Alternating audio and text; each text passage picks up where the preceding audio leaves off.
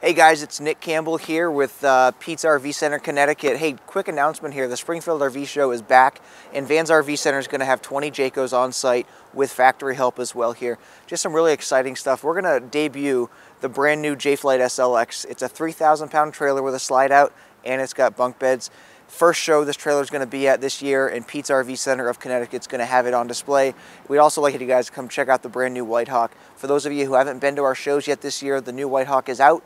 A lot of good floor plans are going to be there, and obviously we've got many more to choose from too. Really fun stuff happening. No payment till April 1st for qualified buyers.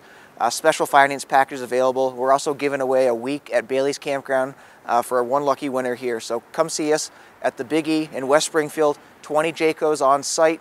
Fully trained staff, as well as Jayco themselves will be there too here. We want you guys to come in, save a ton of money, don't have to pay for it till April, and maybe you'll win some free camping too. Check us out at PetesRVCT.com. Again, this is Nick Campbell with Van's RV Center. Thanks.